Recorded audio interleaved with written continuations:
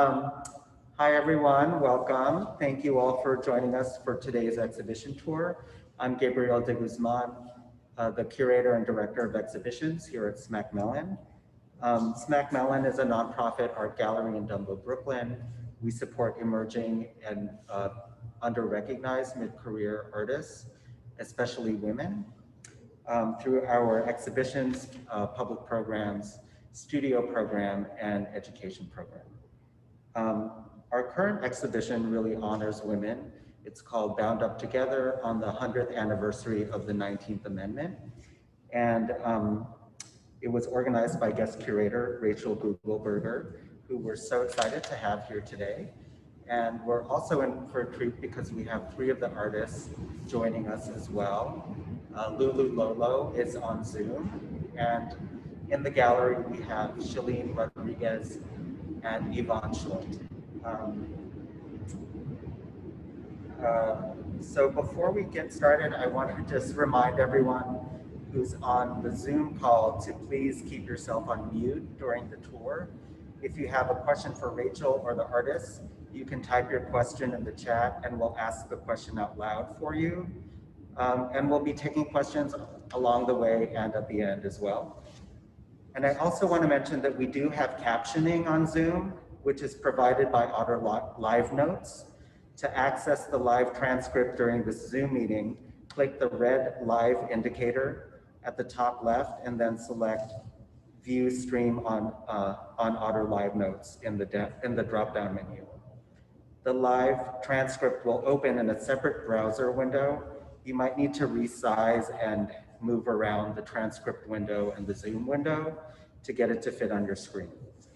And now I'd like to introduce Rachel, who will be leading the walkthrough today. Rachel Gugelberger is a New York-based curator with a focus on place-based practice around social, cultural, and civic issues. She's a former curator at No Longer Empty, a nonprofit that organized site-responsive and community-centered exhibitions. And exhibitions, education, and public programs in unique spaces. She was also director of the NLE curatorial lab there. Rachel has also served as the residency program director and curator of public programs at Residency Unlimited, curator at Exit Art, and as co-director of Sarah Meltzer Gallery. So welcome, Rachel, and I will let you take it away. Hi, everyone. Thank you for being here. Thank you, Gabriel. I have many people to thank, and I'd like to start with Smack Mellon for this opportunity. It has been a true privilege to put my energy and emotions into this project, and it's been a lifeblood of 2020 to be able to work with many of the artists in this exhibition and to come here so often. So thank you for being here. This is our final program. I'd like to also talk a little bit about why I've invited LuLu LoLo, Chilean Rodriguez, and Yvonne Shortt here today. It was very important for me to share the work and practices of hyperlocal artists. So we have 3 women artists who represent well Manhattan, the Bronx, and Queens respectively. 3 women across generations who work in different media as well. But who are also very active in their daily art lives and activities and in their activism in their communities, and whose work very much addresses representation, or rather lack of representation, of members of these communities. So I'm really looking forward to your seeing their work and hearing from them directly. I'd like to start with the portrait wall that is behind me. It's in many ways the heart of the exhibition. As a salon wall, it represents many women, a spectrum of women who range from mythological and biblical figures to very well-known suffragists, undersung or lesser-known women activists, and local activists as well. So I'm just going to speak briefly to some of the works. We have some works by Julio Justo, who is an Argentinian artist based in New York, and she, in collaboration with her sister, who is a trans woman, have together designed these altars to living trans women in Argentina and documented them. We have works by Indira Cesarin that focus on very well-known suffragists. We have works by Valerie Suter, Mary Dwyer, that focused on suffragists, abolitionists, and writers. And here we have Frances Ellen Watkins Harper. And I just wanted to mention that the title of the exhibition borrows from a speech that she gave in, I believe it was 1869, at the 11th American Women's Rights Conference. And I wanted to read a snippet of that because this is the inspiration for that exhibition title. We are all bound up together in one great bundle of humanity, and society cannot trample on the weakest and feeblest of its members without receiving the curse in its soul. So while this is really different language than we might use today, the curse is really at the center of this exhibition in terms of our looking once again at the darker sides of American history, and also the extent to which racism, misogyny, and sexism continues to really pervade our culture and society, inflict great harm on individuals and their diasporas.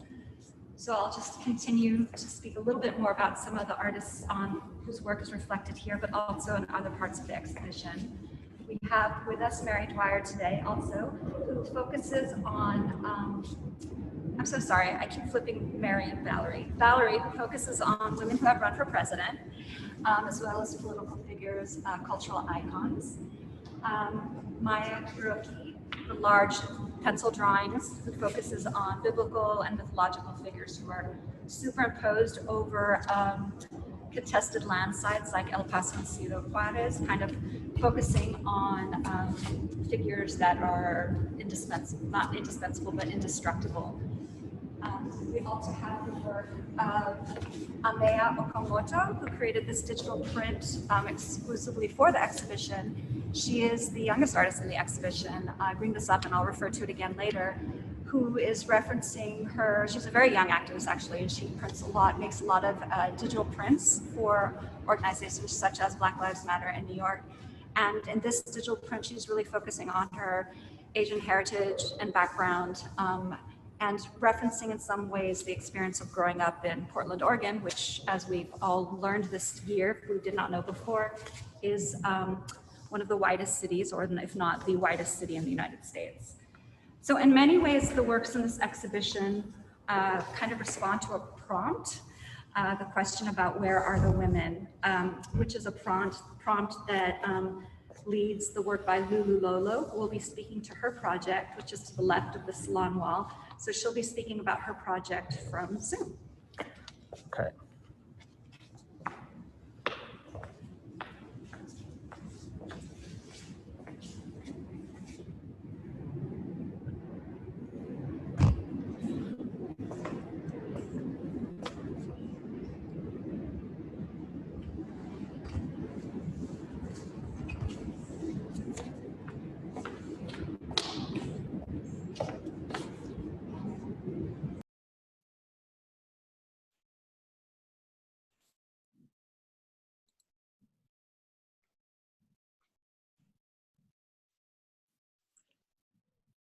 Well, it's LuLu LoLo as Joan of Arc. I'm right here zooming to all of you.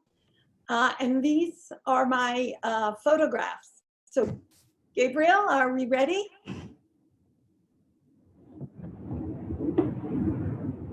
Oh, hi. Hi, Lulu. Are we having a tech issue? What? Are we having a technical issue? No, we're good. Yeah, go ahead and talk about your work. Can you see your work in the camera? Yeah. Can you zoom out so we can see the whole piece for a bit? So we can see the sword and the shield. Okay. And then we'll zoom in, okay?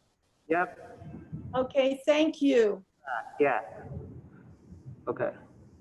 Well, first of all, I want to thank all of you today for joining us, and for Rachel Gugelberger, congratulations. I think this is an amazing exhibition.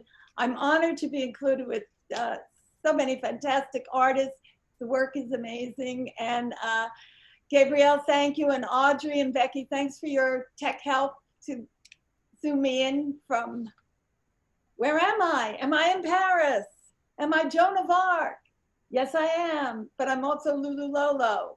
Did I jump off the statue of Joan of Arc on 93rd Street or from the statue on the building on 14th Street. And can we see the lower part? Maybe I can't. Can everyone see the sword and the shield that I carried? Let me see what you're all seeing. There it is.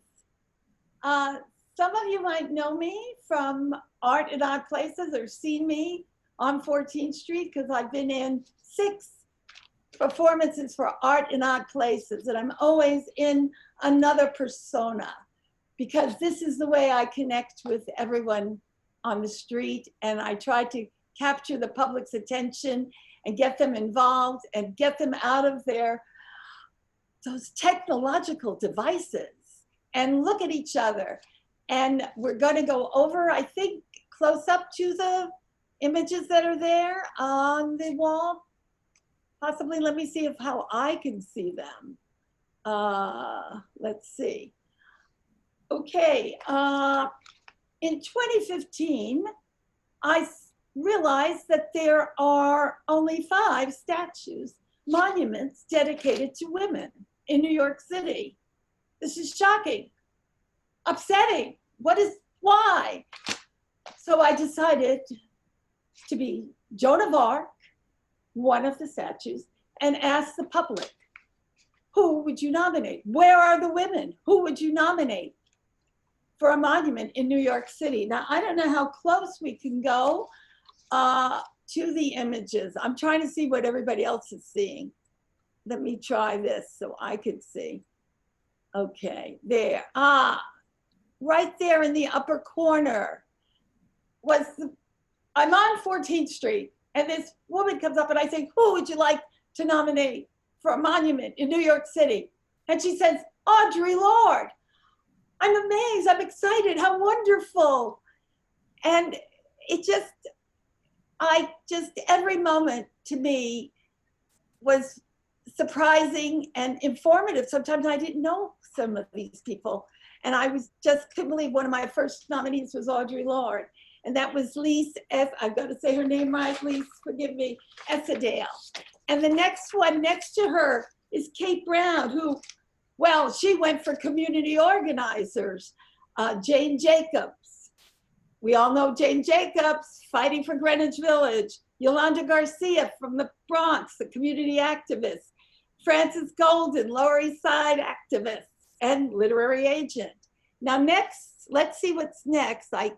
A construction worker comes by, Eric Zimmerman. And I said, would you like to nominate? He was on his lunch break. We were by the Flatiron Building this time. And he said, Bessie Coleman. You know, I'm nominating her because my mother and sister worked in the post office and they wouldn't hire her to fly the mail for the post office. And she was the first African American woman flyer. And the next one is Tequila Minsky nominating Sonia Pierre, who, yes, I see you nodding, Sibel. I see you nodding. Yes, Sonia Pierre, who is a human rights activist in the Dominican Republic for the Haitians in the Dominican Republic. And as we go down to the lower side, let's see who we have. For some reason on mine, I'm got this crazy window. Oh, okay, I love, this was so great. Simon DeMonchi was nominating Clara Lemlich, who is a personal favorite of mine because she led the uprising of the 20,000 just before it's just in 20,000 gathered together for rights for women and thinking of the Triangle Fire. And then he knelt while I put my sword on top of him and dubbed him a follower of Where Are the Women? And let's see who's next. I think that's Jamila Hinton, who nominated the Combahee River Collective out of Boston, a Black lesbian activist group.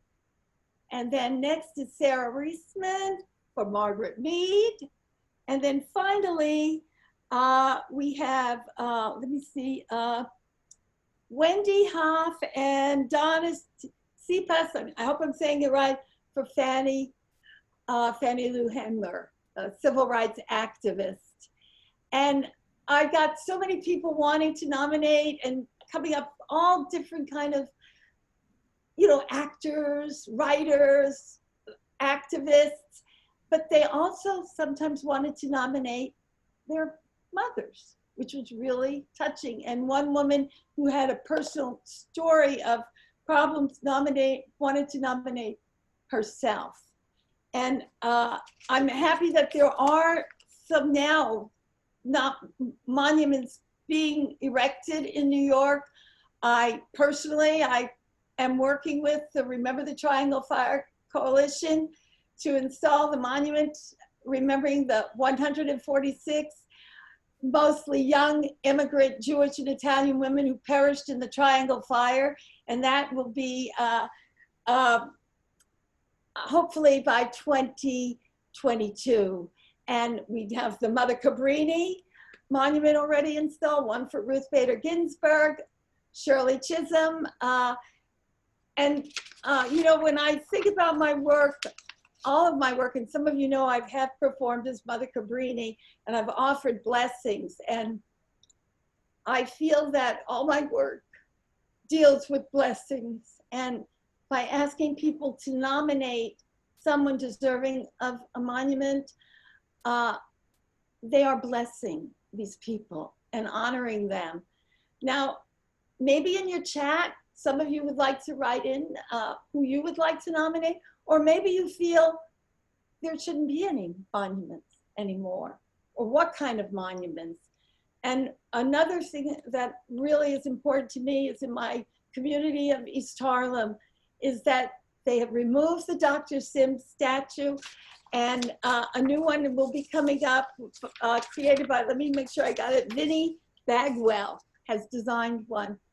And I'm just really touched that this has happened, and it just started from walking down the street. Rachel, hold up that shield. Where are the women? Can you hold it up? For some reason, I have trouble seeing it myself. That's what I carried on 14th Street. And I thank you so much for tuning in today. Rachel, do you have any questions for me, or is my time up?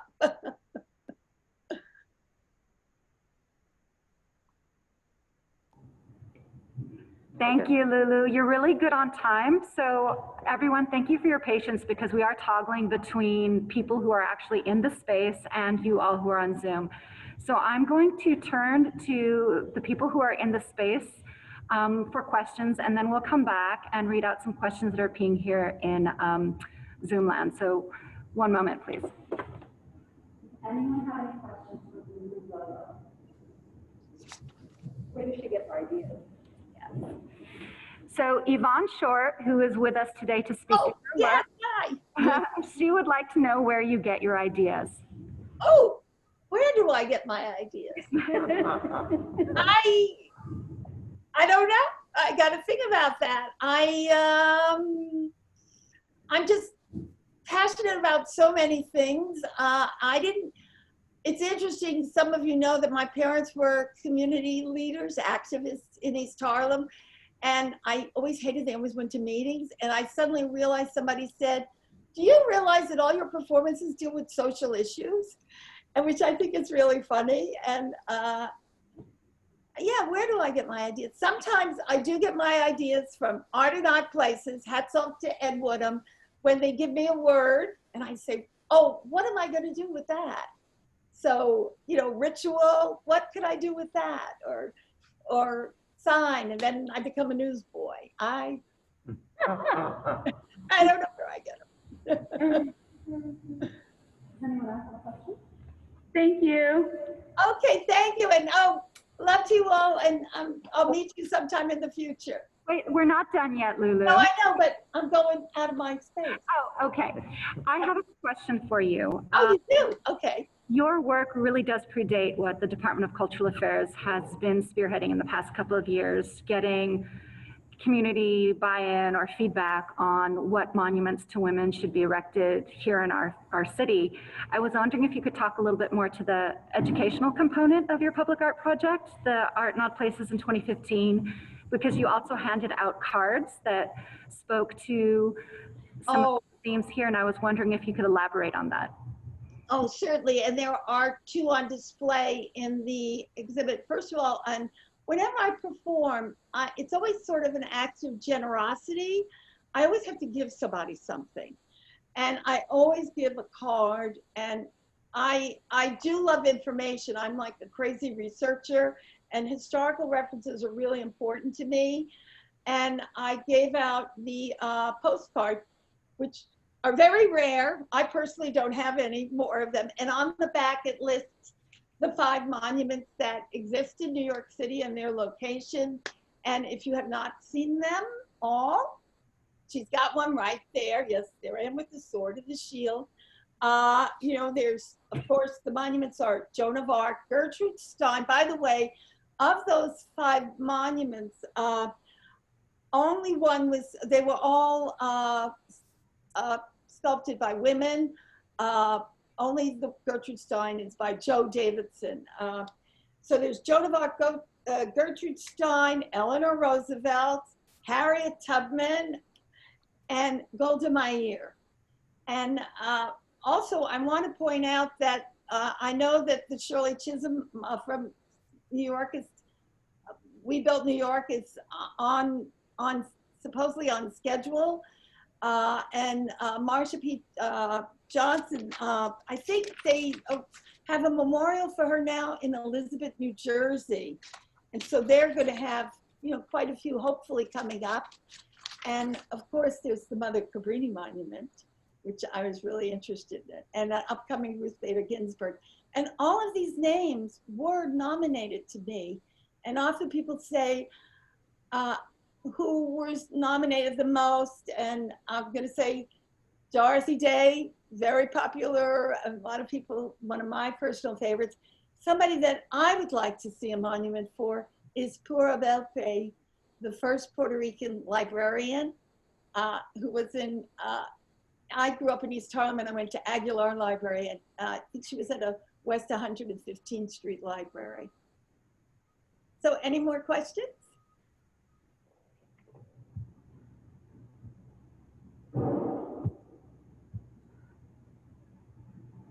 It looks like there's a comment from Kathleen Gilrain, who's our executive director.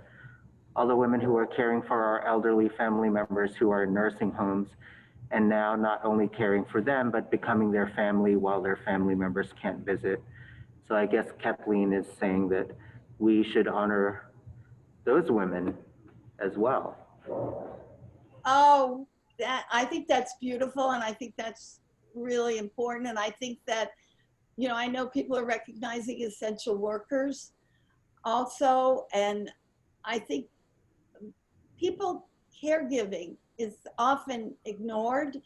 And I think especially during this time, more people are aware of how necessary and important members they are. And I think that's beautiful. I think that's a beautiful idea. I'm just going to read some of the other names that are mentioned in the chat. Maria Montessori. Yes. Said Mother Earth. Greta, I guess Greta Thunberg, the young environmental activist. I mentioned Michelle Jaffe mentioned Triangle Shirtwaist Factory incident along with Bhopal, Malcolm X, MLK. Those are not women though. And let's see, someone mentioned Rosalind Franklin, the scientist who was critical to the discovery of DNA but died young and didn't get the credit that Watson and Crick did. Yes, and could I interrupt someone? I did have a woman nominate her. Oh, good. Okay. Yes. Great. Sylvia Rivera. Yes. who was an amazing LGBT activist. And she's destined with Marsha P. Johnson by She Built New York to have a memorial monument. Yeah. Leontine Price, who's a opera diva, Dinah Washington and Billie Holiday, jazz singers, Gloria. Billie Holiday is destined to have a monument. I do remember the nomination for Leontine Price. Great. Gloria Ansaldúa, who was a writer and poet, I believe. Yeah. And some people have, I've had Rosa Parks, Mother Teresa, Mother Jones. By the way, let's see, Bella Abzug, I said, Gloria Steinem, Gail Brewer, even though she's alive, people love Gail Brewer. Madam C.G. Walker, Elizabeth Gurley Flynn, the activist, Jane Goodall, Diane Fossey, Rachel Carson, Madame Curie, Rosalind Yao,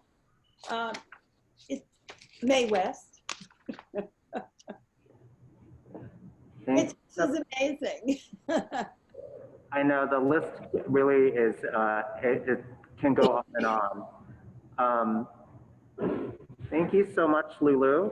You're welcome. Yeah, we really love your project, and thank you for joining us on this talk. Thank you.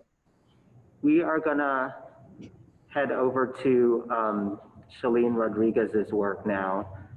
So bear with us as we sort of move the camera around. Hold on.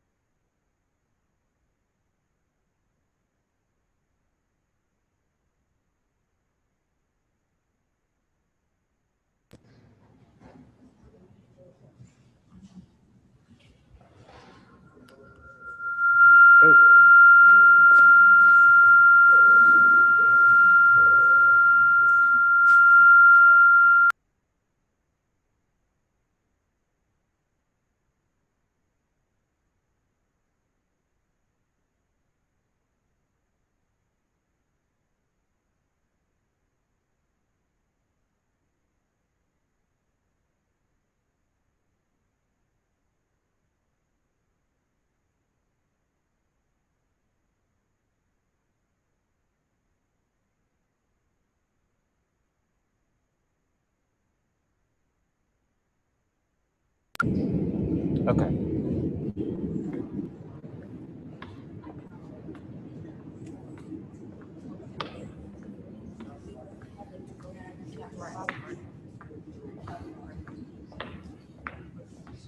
Are we live?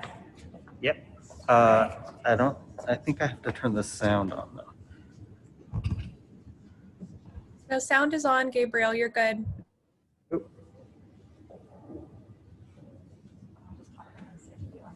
I'm not going to do a whole lot. So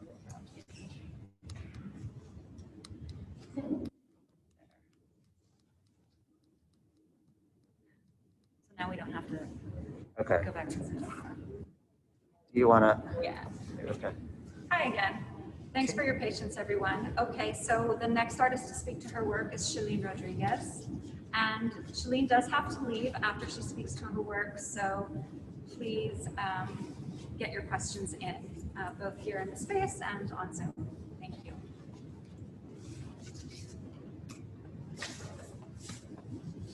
Hello, everybody. Just pop this down a little bit so y'all can hear me. Can you talk louder? It's with the mask, it's hard to hear you. Yes, I'm gonna talk louder and I'm gonna Thank take the you. mask down a little bit. Just stay 6 feet away from me. Yeah, we should. So, yeah, like I started doing these drawings during sheltering in place back in March.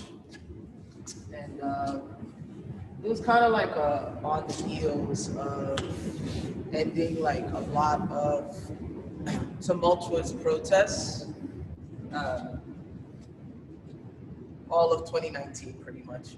2019 was like a year of a lot of civil unrest. In New York City, we were wrapping up multiple series of FTP protests, which stands for Fuck the Police, but in the Bronx, we use it more like feed the people, fight the power, fuck the president, fuck the pandemic. It's very resourceful, that acronym. So it was a time for me to kind of like, this kind of like an imposed pause, and it gave me some time to reflect on everything that I had been through, all of the labor that I had like put out to the universe, and the people who were around me who, contributed to that work. And it initially started that way. And so the first drawing that I made in this series, which I guess like just based on the way that I Instagrammed them, people started to refer to it as the caption that I used, which was drawing during the plague. So drawing during the plague. So the first drawing I made was the debrief. This is two friends of mine, Galasia and Trey.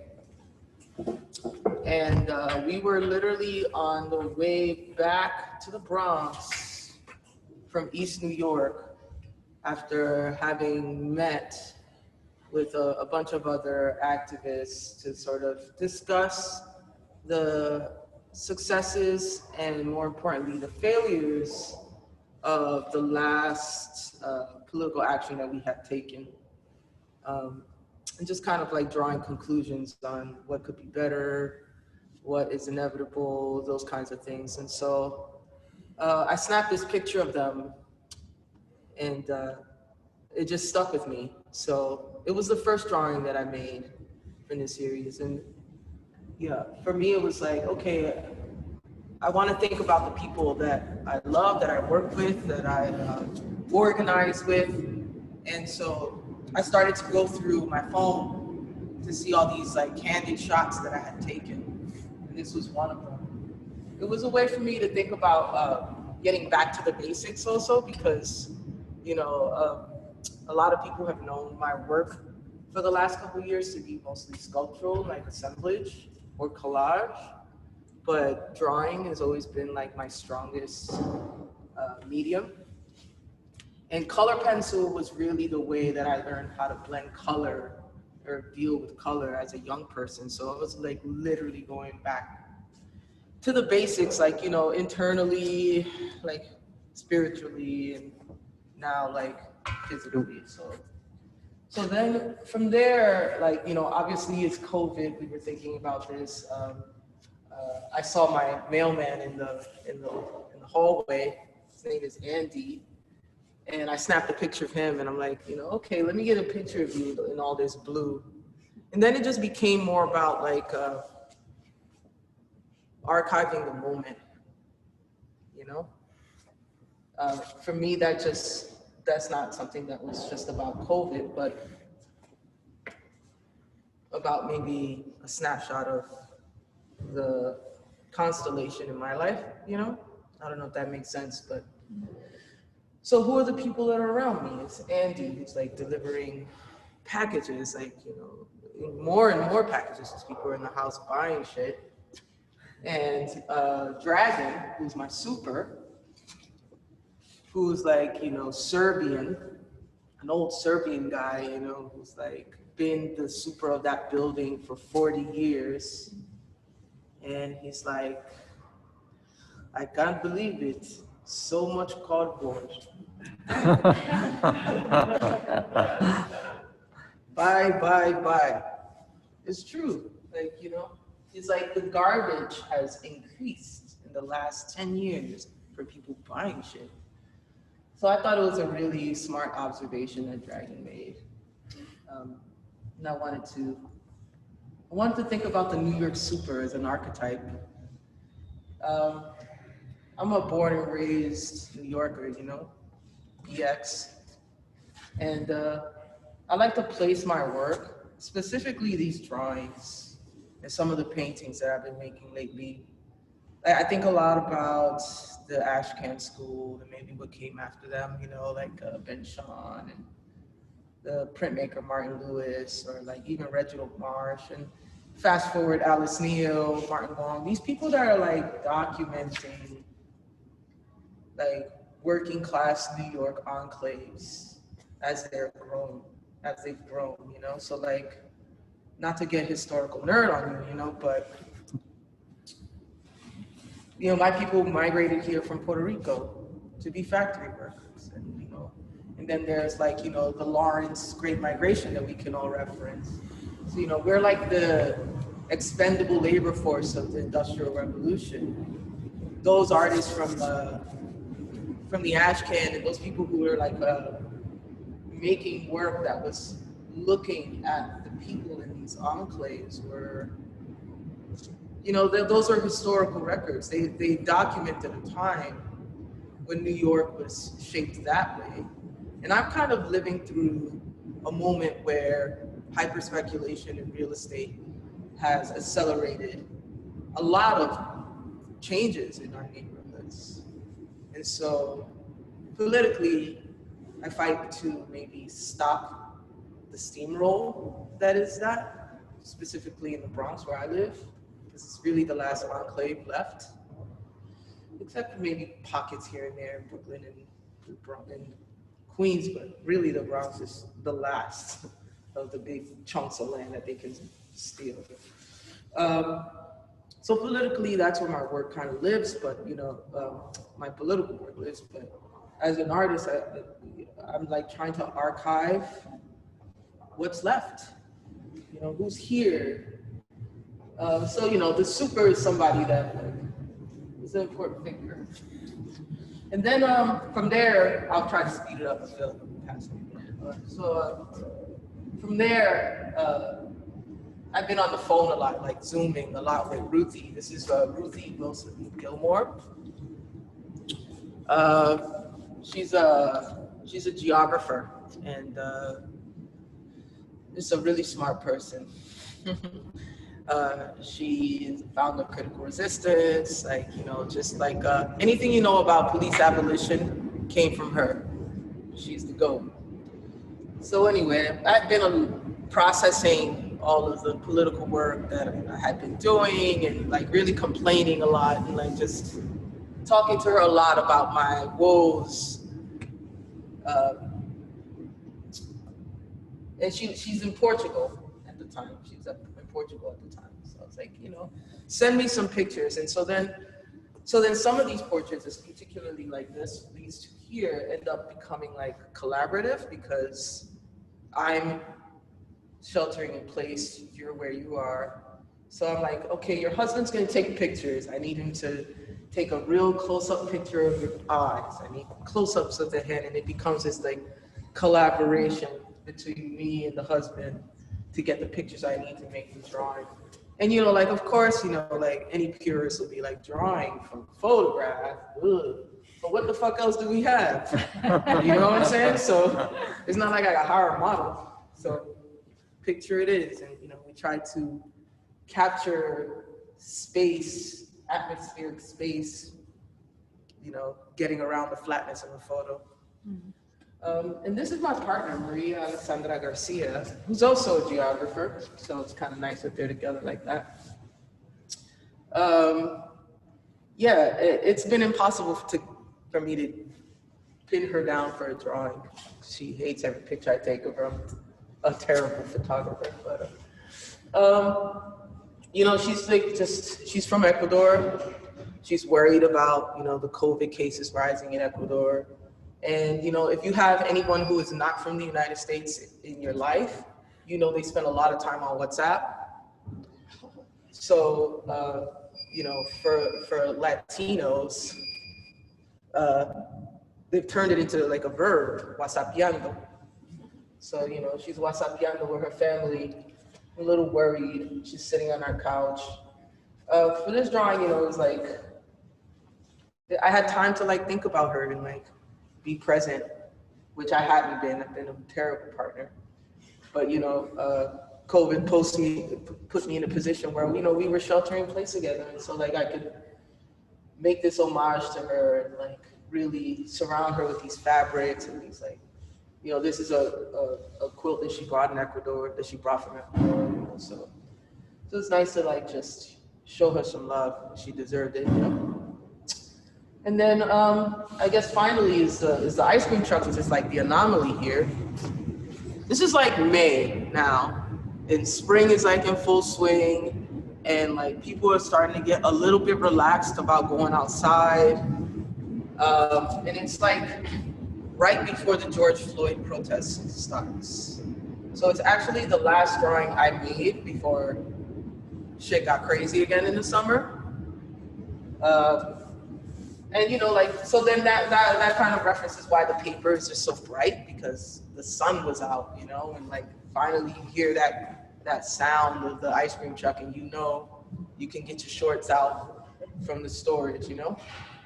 So, you know, and it's a New York icon. I know they're everywhere, but it's an icon. So I guess, you know, in some ways, there's like a love letter always happening in the work to my city. You know, I know that people say that this is a transient city, and there's some truth to that, but you know, there are some of us that are actually from here. Y'all are living over and above us. And you know, so I really want to hold on to the cultures, the many cultures that we have here, you know. Just a small example and kind of like a joke, just to end on a high note. You know, I'm Puerto Rican, but New Yorican, I should say. And I always say like, you know, I have a theory about the New Yorican accent. When my family came here, my grandmother, may she rest in peace, came to this country, she didn't know any English, and everyone who hired them were like Jews. So they learned English talking to like old Jews. So Puerto Ricans speak English with like a Jewish Latinized accent. So it's like, can I get a coffee? You know, it's like that. So, you know, like there's like all of these little things from that silly joke to like the way crown molding on a wall is caked on with paint from decades and decades of dragging going into paint because a new family has moved in. You know, just all of the small things that might end up in a vitrine one day. I'm just trying to appreciate it now. Thanks. Thank you. Should I stay here for questions? Yes. Yeah. Any questions for Shellyne? What's your process with the colored pencils? Is that dark paper, or did you paint it first and put orange? How do you work with the pencil? It's just dark paper. It's just I liked drawing on this gray color. I liked how it brought out the color, and so I just kept going with it. Yeah, it's kind of like a reversal in the way that I thought about it. Like right now, I'm making drawings on white paper, and it's just like not the same. I'm ready to go back to the dark paper. Is the orange colored pencil, or did you paint it? This orange? That's a piece of paper. It's an orange paper. It's an orange Or is paper? it like a construct? Yeah, I mean, it's paper that I had in my flat file. You know, some paper that I bought, some paper I had on my flat file, some paper I appropriated from MoMA when they laid all of us off. I'm like, you're not getting any of your art materials back. So there's that. Did you say you were working on these over the summer? Kind of before George Floyd, before the election? Yeah, this was like end of May. And then I didn't work again because I got injured at a protest. And I couldn't use my hands for a while. Yeah, police were using zip ties as torture devices. And so they were cutting off the circulation at your wrists and leaving you like that for hours against the advice of medics on the scene, who they also arrested. So yeah, I just started drawing again want to say maybe the beginning of October. And I'm kind of taking it slow because my thumbs are still numb. And I have like a funny bone nerve problem in the wrist area. But, you know, so there's like a second iteration of these in progress right now. The same type of subject? Yeah, like, you know, I've done one of local DJ crew called Uptown Vinyl Supreme, who are like really, they're really dedicated to the art of DJing with vinyl, and they're just like kind of like conservationists of hip hop culture, which is very important to me. So, and I did a drawing of my dear friend, Moira Meltzer Cohen, who is an attorney for the people. She's a movement lawyer. She's like what William Kunstler was probably in your day, you know? So I did a portrait of her, and I'm working on a portrait of like Cuchi Frito ladies. If you know, you know. We have two questions in the chat. Okay. So one is from Clarice Hill, who just did a performance here a couple of weeks ago, actually. She said she's interested in the role of portraiture, archiving journalism, and somatic memory,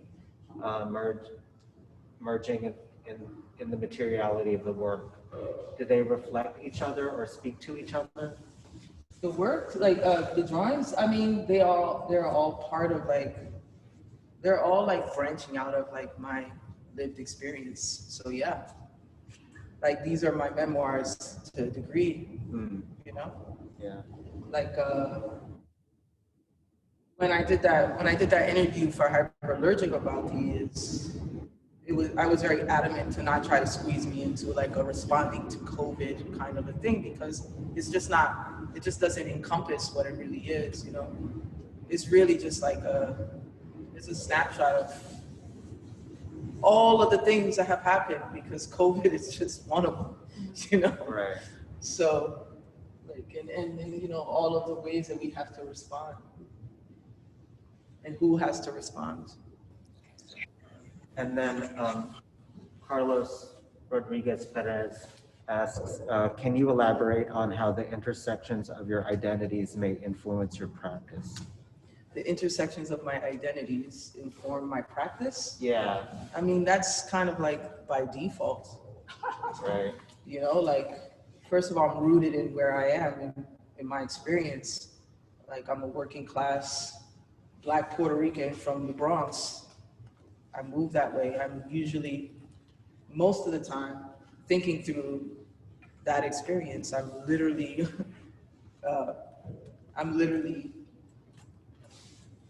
making portraits and drawings of the people around me. Like, so, yeah, I think that's by osmosis. I don't really know much more to say about that. Okay. Thank you. Thanks. All right. Thank you. Thank you, Shellyne.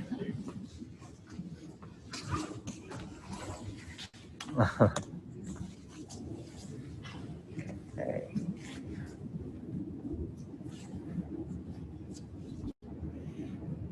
Hi again. That's a tough act to follow. Can you hear me? Okay. So I did not mention it earlier, but I'm not going to speak to every work in the exhibition, really highlighting some of the thematic touch points. So expanding on some of the themes that Shellyne addressed, in particular, the exploitation of working class bodies. I'm going to speak to this piece behind me. This is a collaboration between Deborah Hirsch and Iara Filiberti, and it's called Nimbi, and in parentheses, Hila. So Nimbi being an acronym for Not in My Backyard, and Hila being an acronym for Henrietta Lacks, from whom the immortal cells were taken without her consent.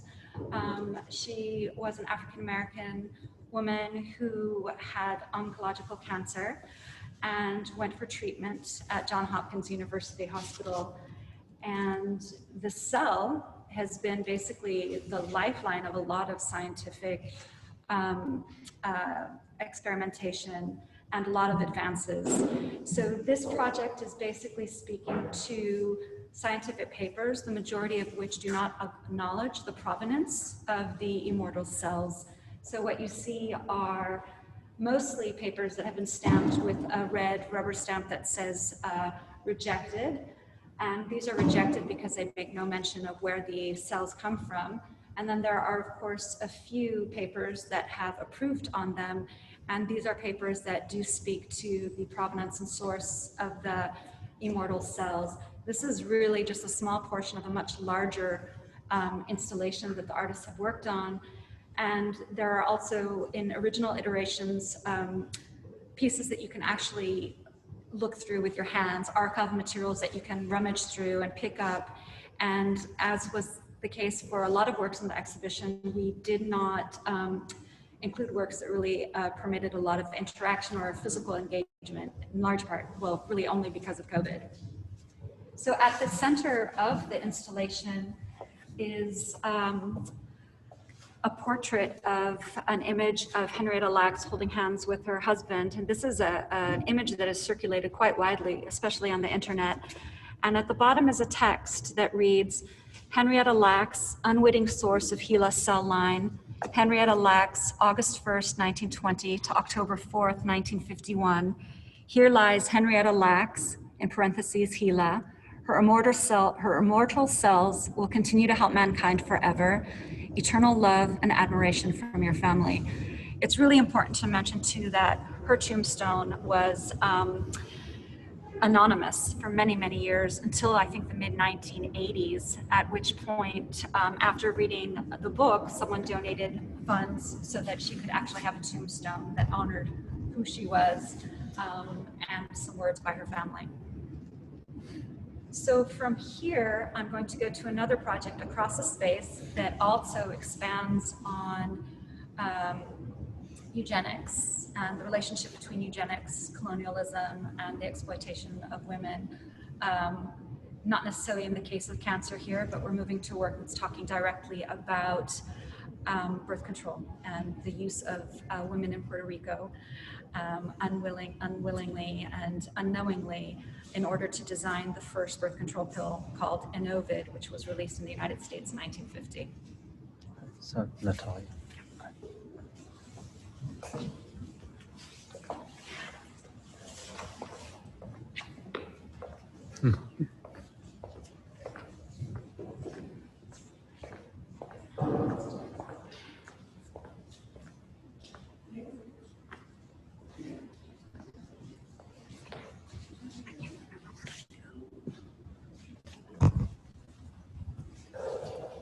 I think you should come in more. Yeah. This is a work by Natalia Almonte called Un Día Como Hoy, A Day Like Today. It's a 2020 video installation that pulls together snippets of archive of her speaking to her grandmother, other visual imagery, and as you can see, it's stacked atop bags of sand that reference the kind of volatile and also fragile relationship between the United States and Puerto Rico. What's really important about this piece is that while it tells the story about her grandmother, it also functions very much as a kind of testimonial to the experience of many Puerto Rican women who kind of became human guinea pigs for, again, research around birth control. One of the things that's really important to mention too is that Margaret Sanger, who many laud as being the kind of seminal figure responsible for birth control in the United States, and also the woman who started and opened first birth control centers in the United States, what we now know as Planned Parenthood, is actually one of the people who was very much behind this scientific experimentation on women. And this was funded by the United States and focused exclusively on poor women, women who were in the workforce. At the time, there was a switch between sugar work and textile work, so it was a way, an effort for them to kill two birds with one stone, if you will, to kind of conduct this experimentation, but also to eliminate and to control populations so that women could work in the textile industries at the time. So this is part of a larger series of works that Natalia has worked on that involves prints, from a series called The Pill. And so we're going to move a little bit closer to this video here. Natalia's also here, so I do encourage you to ask questions, again, in person and on Zoom. So we're just going to pause here for a little bit so you can take in some of the video, and we're going to turn the sound back on.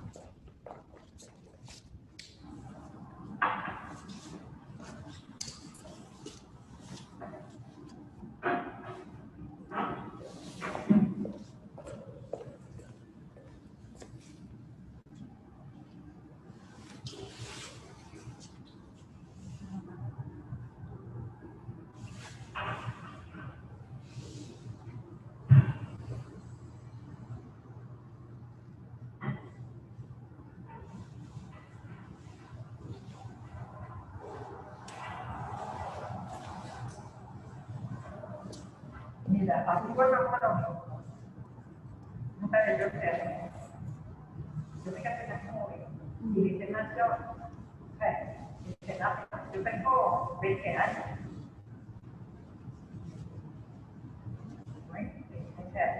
Entonces, no estaba preparada para nada. Entonces yo compré un muchacha por cristiana de monte, no sé cómo funciona.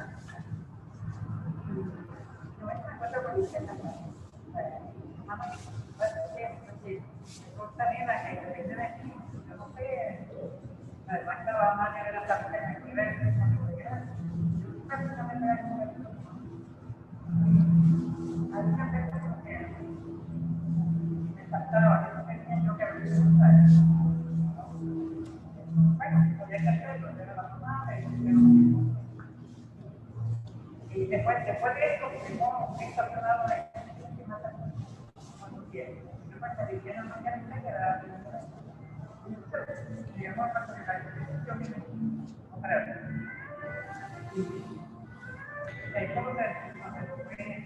una nena que nació prematura con 6 meses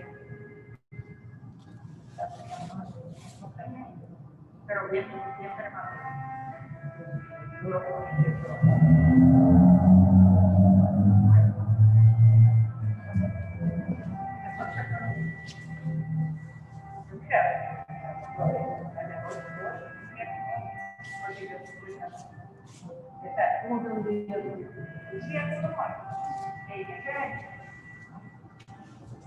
Bueno, yo no aprovecho, yo creo que no sé, casi no puedo 18 horas, o sea, que nada mucho, la nena no fue casi, me decían no sé qué, me aguanta mucho más fácil, yo soy una primera edad, pero que nació, que fue muy bien antes. Do we have any questions about this piece? Natalia's here if you'd like to ask her directly, and then we'll check out what's on Zoom.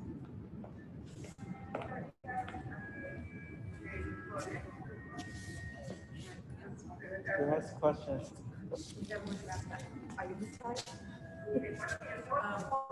How did you come to know this history about? Natalia's over here.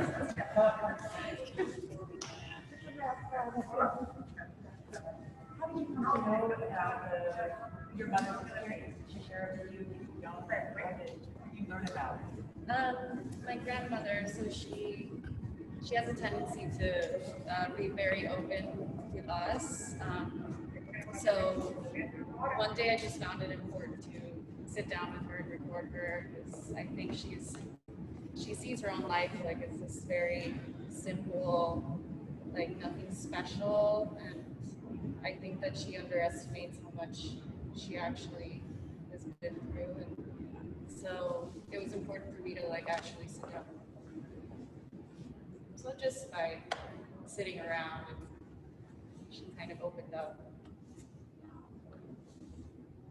And is she still with us? Has she seen the work?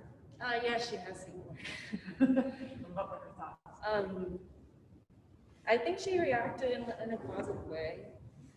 She's definitely camera shy, but you know, it's like you're my granddaughter, so whatever crazy experience you're putting me through is okay. Yeah. She's like, whatever, I don't know what you're doing, but it's okay. I love it. Yeah. Since you're here, would you mind speaking a little bit about the prints as well? Prints? Sure.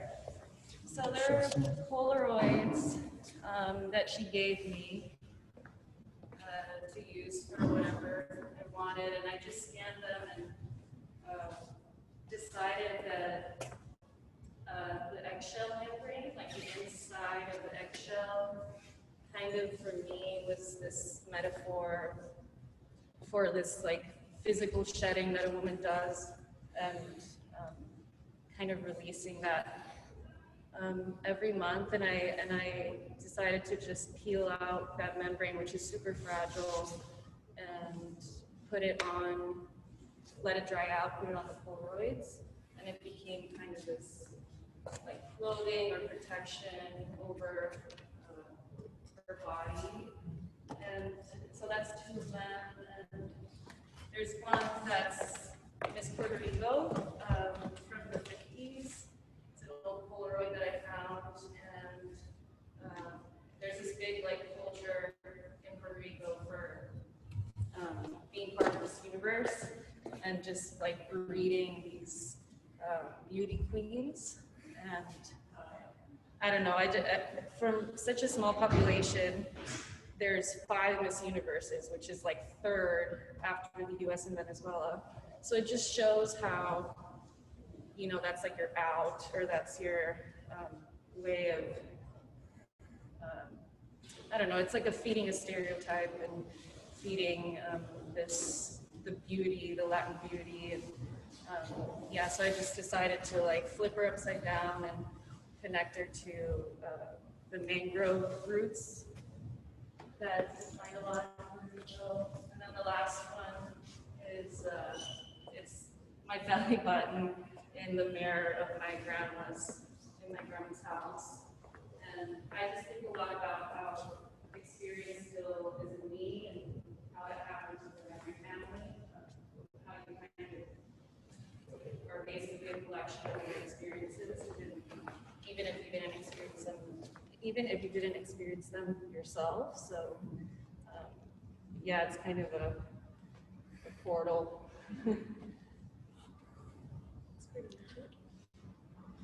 Thank you. Thanks.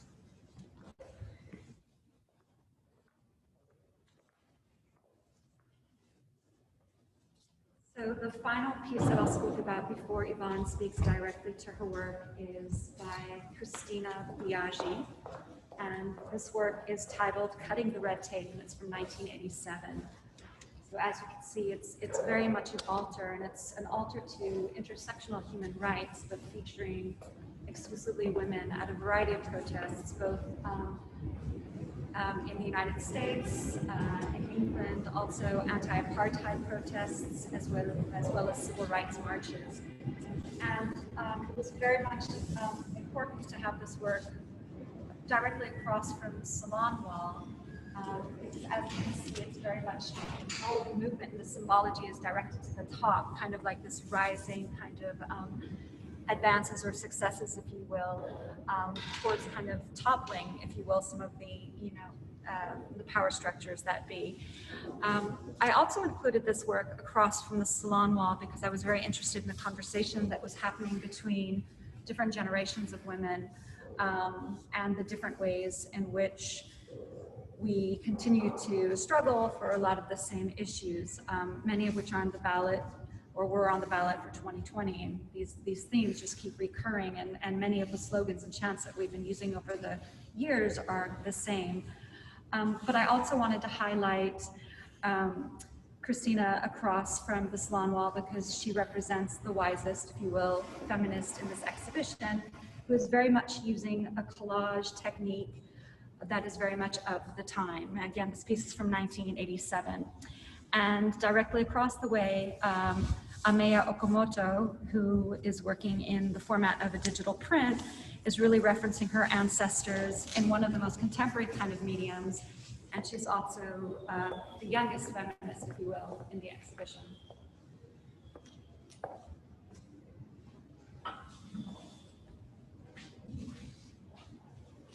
And that's it, but we're now going to wrap up with Yvonne Shortt to speak directly to her marble sculptures in the exhibition.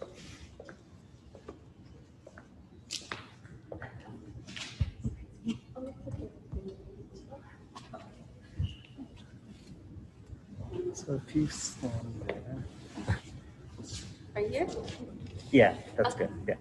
All right, I just want to say first, thank you, everyone who's here physically. We had to turn off the air condition. I mean, the heat. I know, I'm sorry. We turned It's off so the heat cold. so that the noise wouldn't affect the us being able to talk on Zoom for everyone on Zoom.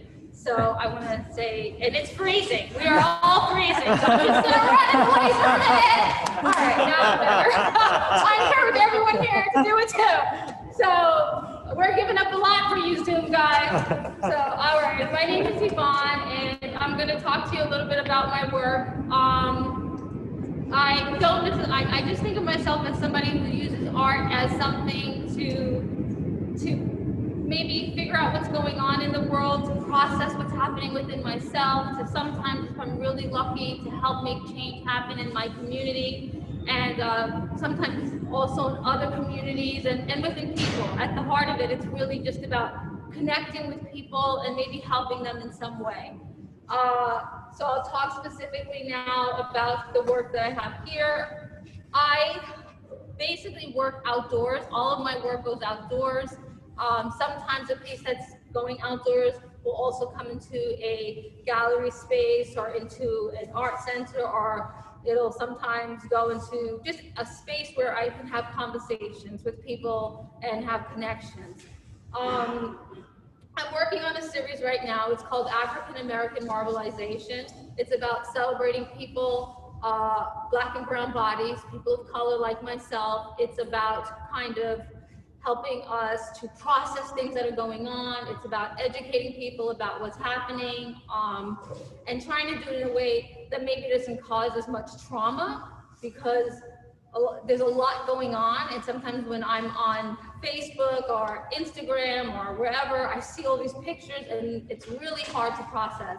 And one day my daughter said, it's like trauma porn, because it's like, and it's hard every time I see it, and it's necessary because people have to know what's going on with people of color and what we have happening to us on the daily, but it's also hard because they just look like me. And so, and they have my skin color, and that's the reason why it's happening. So I decided I was gonna do this series, and my process was that I typically do the series around, or do whatever I'm doing around something that's happening to me. So one of the first things that I started to investigate was, I have an afro, and it is hard to be a Black woman and have an afro in society. It is, no, really, that over there is no joke. You have to see that video. It is hard. And Black Lives Matter movement is happening. This was probably around March, April. There was a lot of things that we were starting to see going on around us. And I decided a friend of mine said to me, what does your husband think about your natural? And I was like, what the fuck? What do you mean, what does my husband think? I don't care what he thinks. It's my hair. It is what it is. I was like, would you say that to anybody else? So I decided, I was picking out my afro, and I was thinking about this, and I was getting madder and madder. And I was like, I want to understand more about this pick. I don't know, it was just a little project I had that day to process my anger. So I started looking it up, and it was the pick with the fist sign. And what I learned was, first of all, picks were around 6,000 years ago. They were called, they were considered combs. They were from Africa. They were sculpted in stone. They were carved in wood, and they were these magnificent objects that sometimes you would bury your dead in, that you would have celebrations with, that you would put on your wall. And I was like, wow, well, how the hell did they get to look like what I'm picking my hair out with? And I did additional research and found they came to the US in the 60s, that the fist was actually, the pick itself was patented by African American men They turned instead of using wood, they use metal because it's thicker and it helps with picking out your hair without it breaking. And then the fist came in the 70s, and it was patented by an Italian businessman during the height of the Black Power movement, and for African Americans trying to get more freedom and more money back into their local economy. So, and this person, and it's okay that he was Italian, but it kind of made me think at the height of this movement, this is what's going on. And so I wanted to just, who profits from these things that are happening, these movements that we are having? And I thought I wanted to create this pic, Daddy and Me. I wanted to draw on the history of pics 6,000 years ago. So I sculpted it in clay. And then what I did was I used marble dust to cast it. So at the studio, we cast it in marble dust. And then we created the metal at the bottom for the teeth was a nod to African American businessmen who who copyrighted this patent. And so I wanted to include that as my nod to these men and to this culture that we have, this beautiful culture, not plastic, but marble dust, something that just made me feel, I don't know, gave me back a sense of power in my work. And my work is, again, it's really, in this particular piece, it was about processing and understanding what's going on and being able to educate people about where this object comes from, and then to show us brown, Black people, in a beautiful way, in a beautiful setting, doing something that's just tender. It's a girl and her father, and he's doing her hair, and it's just, that's what it is. And it's just something that's beautiful, and it doesn't have to be traumatic, but it can still teach us, and we can learn and comprehend. And then the base is wood, which is the nod to the pieces that were carved in wood in the past. So that's this piece, and then I'll explain this one. So again, I try not to, there's a lot of things out there right now that cause trauma, and it's hard, and it's important. During the COVID and when we started having all these protests, I started thinking about the micro and macro aggressions that I face in my community in Forest Hills. And they can be really small, and they seem so mundane, but then taken one, maybe it's one thing, but again and again and again. So I'm just gonna tell you a couple of my micro and macro aggressions that I experienced. I experienced sometimes someone saying, "Oh, I love the way you walk that dog. Would you consider walking my dog too?" I have an Airedale Terrier. She's a beautiful dog. She looks like a queen, and maybe I don't know, but whatever the reason is, they look at the dog and they don't associate the dog with me. And that's interesting. And I would just answer that, no, I'm not a dog walker. This is my dog, and I'm not looking for any business walking someone else's dog, right? I mean, Jesus. But, and then I started, so that's one thing I've experienced, in Manhattan, walking with my daughters. I have a husband, we are an interracial couple. I have my 2 girls, and people would say, "I love the way you speak. I love the way you communicate. You're so articulate. You are so great with these girls. Would you consider," it's coming, right? Would you consider being my nanny? What the fuck? I am not no one's nanny. And there is nothing wrong with being a nanny. As a matter of fact, it's one of the most important things. It is so important to have people there with our kids. But I'm not the nanny. And why is it that you fuckers are always thinking that I am there to service you? Like, what is this about? And so that's another one. And this will be the last one I'll say. I get in the car, I call my Uber, I'm hopping in the Uber, and the guy says to me, "Oh, Mahita, you must have had a hard day at work." What? "Oh, this neighborhood is very Jewish." I'm not Jewish, and I live here. So again, it's like these little things, and over and over and over. And I mean, they make you feel lesser. They do. And so my thing is now, would you say that if I was a white man? Would you say that if I was a white man? If you wouldn't say it if I was a white man, then don't say it to me. Because every time you say it, and sometimes I don't even know it's happening, but it's like a little bit. It's like a little prickle. And then it becomes like a pinch, and then it just becomes like, argh! And so that was really, this was a way I started thinking of how to deal with my micro and macro aggressions. So I created this girl, I sculpted this girl in clay. And then this one is an education piece. So in Forest Hills, where I live, Forest Hills Gardens, it's not a gated community, but it was built in the 1900s, and it had a contract and it said no blacks, no Jews. So if you were black or Jewish, you couldn't live there. And I thought, I want to really educate people about what that means. And so I want them to know that this is where we come from. And again, it's just how you process that, what you might think about that. And I wanted that education to be there. So we have this girl, she's cast in marble dust. And this is a piece of wood that comes from that community where the branch was taken down in a storm. And I thought, how awesome, how apropos. Am I using that word correctly, honey? How apropos that, because my husband is really good with words. So how apropos to have this piece of wood holding this young goddess up, how apropos. So, and also this young girl, I use her in a lot of my other pieces, but what I do is I only use half of her head and I chisel it away a little bit, and it's a fragment, and I install those pieces in the areas where I personally experienced microaggression, and I write what the microaggression was, and so that I can educate people about that. And so it can also be a way of healing for me from that trauma. And if I'm really lucky, someone, because most people don't mean it, I don't know, I'm not gonna say most people anymore. I'm gonna say some people don't mean it. And so if I educate them, then maybe they'll go, oh, I just learned something today.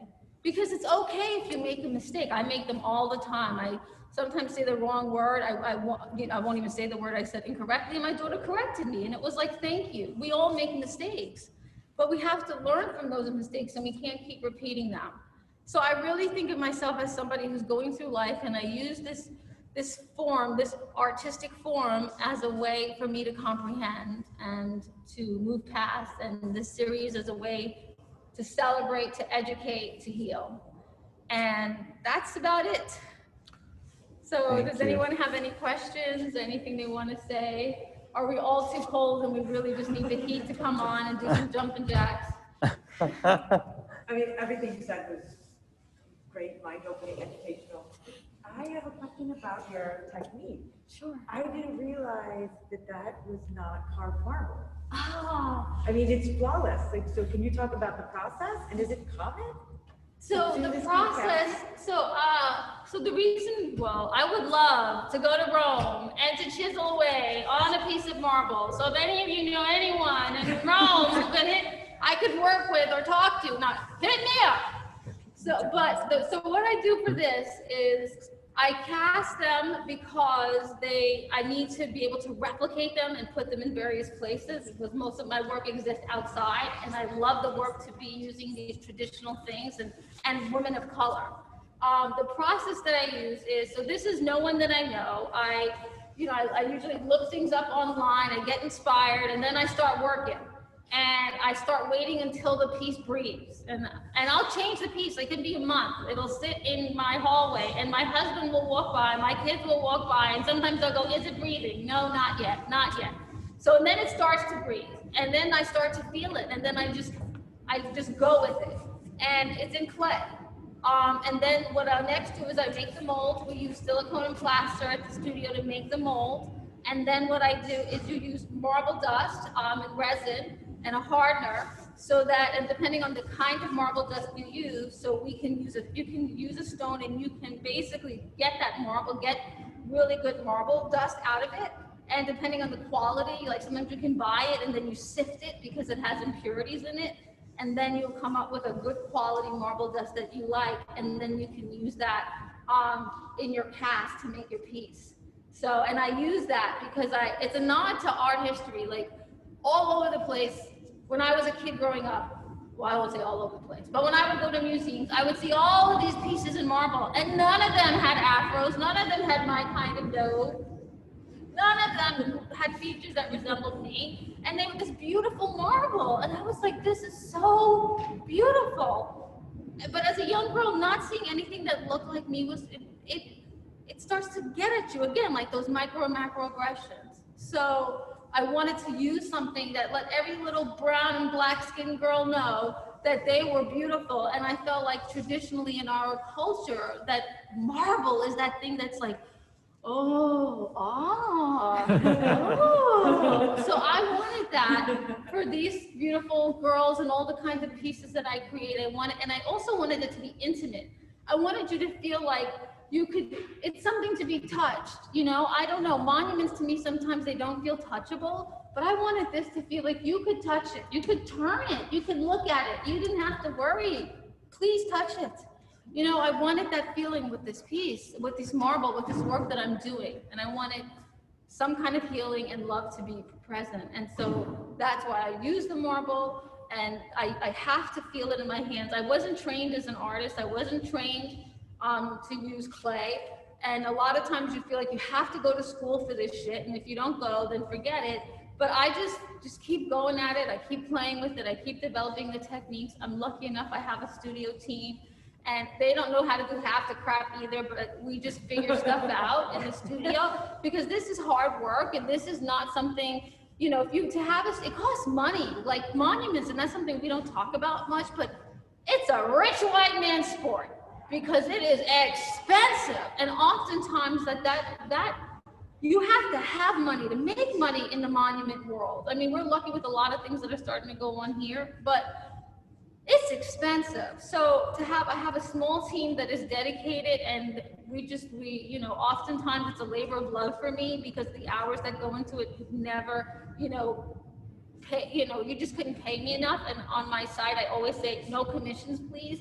It's like, I'm gonna create what I'm gonna create. It's gonna be about my experience, and I'm gonna put it out there. And if you wanna help celebrate, if you wanna help me in this process, then you can purchase something that I've created. But you know, that's it.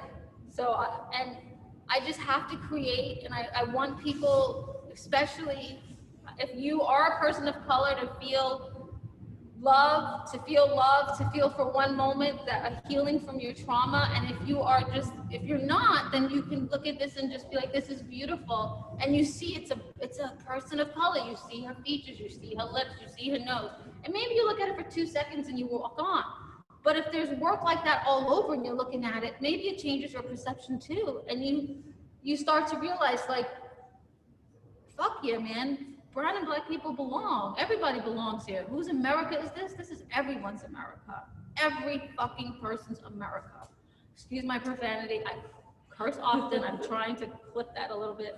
But that's it. So did I answer your process question? Yes, thank you. Okay. Do you secure your pieces, or do you consider them to give away? So here's how, because when I put down my work, I'm telling a story, man, and I come back to it like 10, 15, 20, 30, 50 times and just sit and watch people talking about it.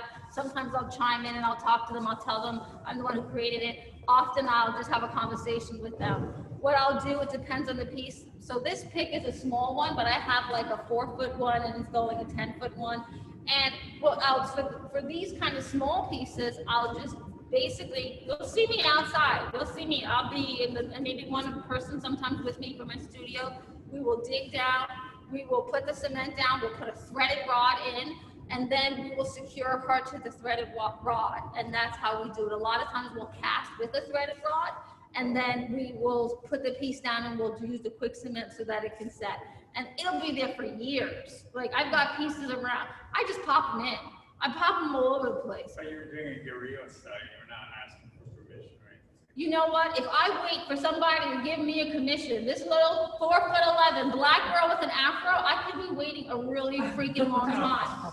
No, I mean, you know, I tell people who are all the time, if we wait for permission, we might not create. We might not be able to have the conversations we need to.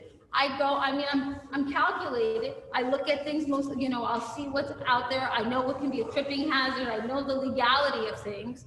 So, but yeah, I will just install them. I will do it. I just put them next to a tree. Sometimes I'll see a space that's just, there's so many spaces out there with grass. And so I'll put them there. Sometimes I've cleaned up 4 or 5 spaces and installed work. and revitalize those spaces in the process, putting up seats so that people can sit in communities where the grass was 10 feet high and rodents ran through it. I'll install benches. I'll put up work. I'll invite my friends like Margaret. I invited her to come and she put up a sculpture.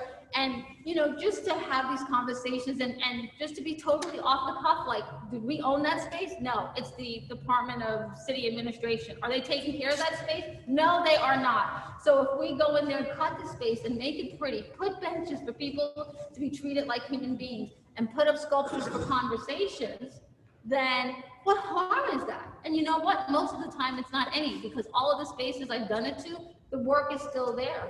People are sitting there and I go and visit and tend them. And the city starts taking care of them.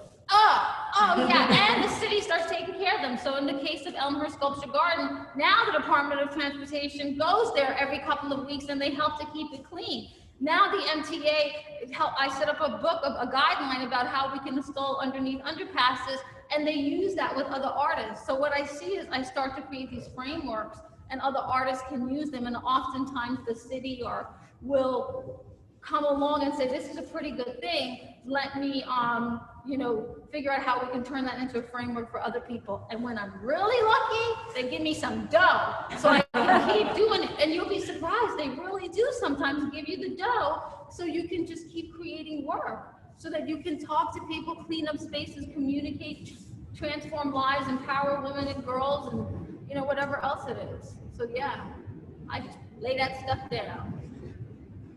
And my husband comes along a lot of the time to help. Any other questions? Do I have a choice? No. Do you ever? Is there a connection between the clay and where it's sourced and the sites of the aggressions that you experience? So sometimes I will take the clay, I will harvest my own clay, so I will go to there's a lot of clay along creeks and riverbeds and lakes. It's like soil and it's very dry and it's kind of almost a light grayish and it looks like it's cracking. You can grab that soil, you can take that soil home, you can use just simple water and pails, and you can harvest your own clay. And so from that clay, then I'll make some of the works that I create. Yeah, it's an amazing process. We don't have to spend the money to create. We have a question in the chat, so 1 second. Bruce Rosen, somebody asked in the chat, have you participated in the Percent for Art program?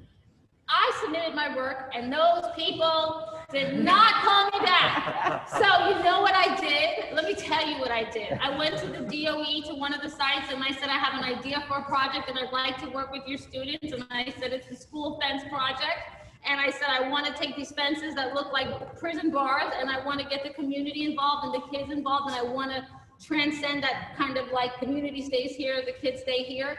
I got the project and they helped to fund it. So I have 7 of them all around New York City on Department of Education schools. But did the Percent for Art give me money? No. I suspect it's because I didn't come from one of the places where they would like me to come from, where they give people like that the funding they need so that they can do projects.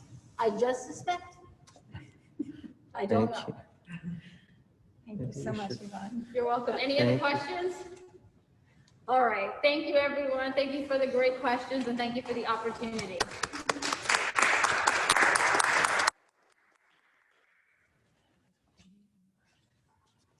Thank you, everyone, for being here and on Zoom. I look forward to watching the recording later to see who you are. I just wanted to say that you can check out all the other works online. You can also tap into some of the programs that we've done in the past. Last week, we collaborated with For Which It Stands to hold a conversation between 2 artists in Gallery 2, who we did not share today because they've had the program, and we'd love you to check it out on Zoom. It's a conversation between Donna Basson and Stephanie J. Woods that revolved around For Which It Stands' program, which is really about artists who use the flag in unique ways to kind of reinsert it with renewed agency that really relates to our constitutional and democratic crisis.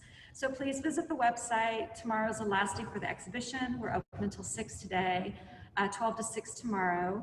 Again, visit the website for images, details. We also have all of the artists' website online. And thank you for being here so much, and stay safe. Take care. Thank you. And I just would like to say thank you to Rachel and to Yvonne and Shellyne and Lulu LoLo on Zoom. And thank you all for attending in person, the people that are here, and to all of you on Zoom land for joining us online. Thank you and have a wonderful rest of the weekend. Bye.